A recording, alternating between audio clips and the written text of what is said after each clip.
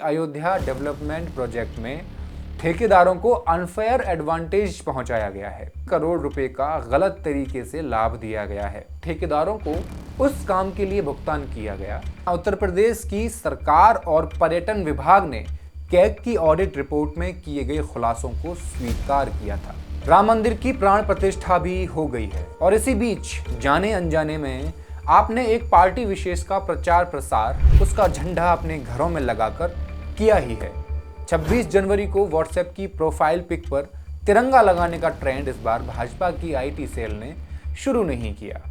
न ही तिरंगा इस बार लोगों के घरों की छत पर जगह बना पाया। सरकार की कोशिश एक तरह से देखा जाए तो सफल हो ही गई। सेफ्रॉन झंडों की आड़ में करोड़ों का घोटाला भी हो गया और हिंदू को भनक भी नहीं लगने दी गई।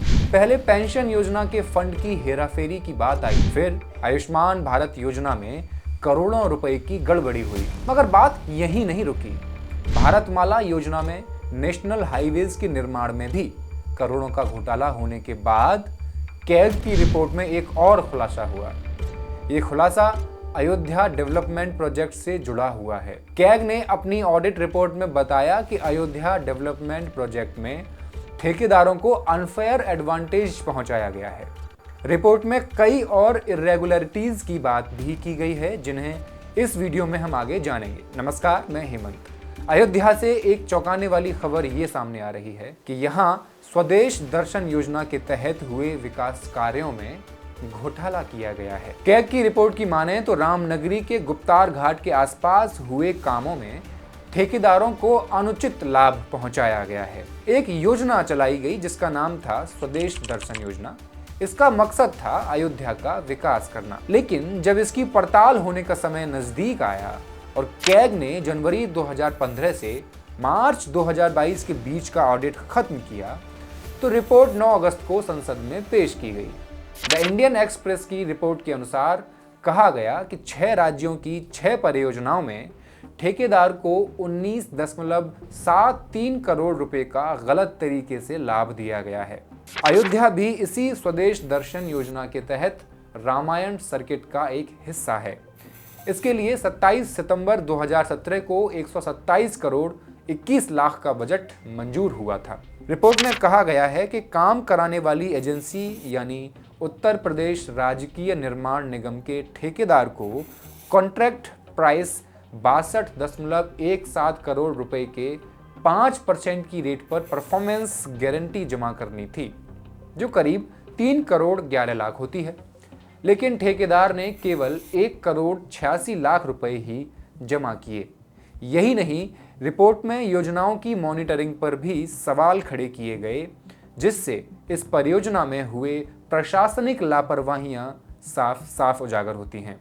अयोध्या के गुप्तार घाट पर काम को समान आकार के 14 लॉट्स में विभाजित किया गया था और विभिन्न निजी ठेकेदारों को काम सौंपा गया था। आरोप यह है कि ठेकेदारों ने जो फाइनेंशियल बोलियां प्रस्तावित की थीं, उनका कंपैरेटिव एनालिसिस करने में उचित सावधानी नहीं बरती गई और ये काम एग्जीक्यूशन एजेंसीज का था।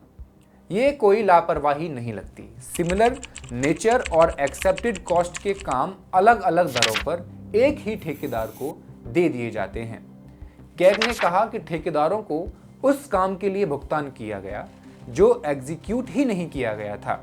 208 पन्नों की इस रिपोर्ट में 18 जगह अयोध्या का जिक्र किया गया है। रिपोर्ट में कहा गया कि गुप्तार घाट में वृक्षारोपण कार्य के लिए 37.7 लाख की राशि के 900 ट्री गार्ड खरीदे गए, लेकिन जनवरी 2022 में एक सर्वेक्षण किया गया जिसमें ये पाया गया कि खुले क्षेत्र में ये वृक्षारोपण अनुपयोगी रहा।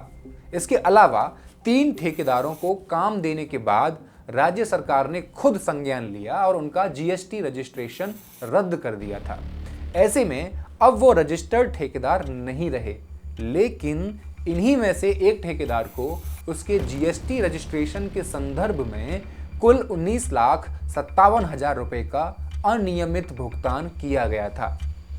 स्वदेश दर्शन योजना के तहत रामायण सर्किट का हिस्सा अयोध्या विकास परियोजना को सितंबर 2017 में 127 करोड़ 21 लाख रुपए की लागत से मंजूरी दी गई थी। साइट निरीक्षण के दौरान ये देखा गया कि जहां एमएस क्लैंप लगने या ठीक होने तय हुए थे, वहां कोई भी एमएस क्लैंप ठीक नहीं किया गया था।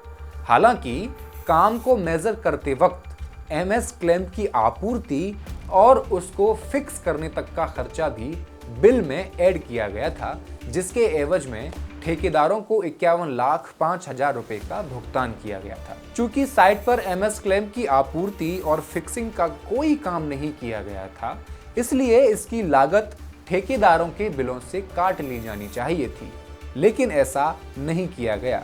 नतीजतन इस प्रकार फाइनल बिल में ठेकेदारों को 57,73,000 रुपए का अतिरिक्त पेमेंट प्राप्त करवाया गया।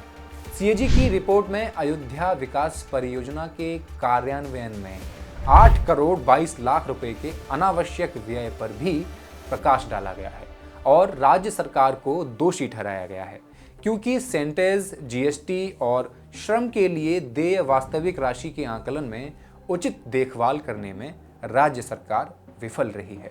इस प्रकार एग्जीक्यूशन एजेंसियों पर आरोप था कि एग्जीक्यूशन एजेंसियों के द्वारा किए गए कार्यों की गलत लागत को सही मान लेने के कारण ही 6 करोड़ रुपए की अतिरिक्त राशि स्वीकृत की गई, जिसमें से 4 करोड़ रुपए जारी भी कर दिए गए। इसमें सिंचाई विभाग को 1 करोड़ 18 लाख रुपए और उत्तर प्रदेश राजकीय निर्माण निगम को 2 करोड़ 80 लाख रुपए आवंटित हुए, जिसे कैग की रिपोर्ट में अतिरिक्त भुगतान माना गया है। रिपोर्ट में परियोजना के शुरुआती चरणों के दौरान प्रॉपर मॉनिटरिंग सिस्टम की कमी का भी हवाला दिया गया है।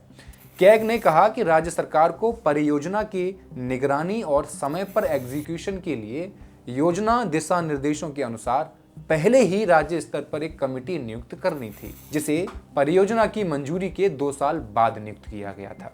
इसके अलावा फरवरी 2021 से पहले पर्यटन मंत्रालय को कोई प्रोग्रेस रिपोर्ट नहीं भेजी गई और इसके बाद भी फाइनेंशियल और फिजिकल प्रोग्रेस रिपोर्ट पर्यटन मंत्रालय को हर महीने भेजी जानी चाहिए थी, लेकिन नहीं भेजी गई।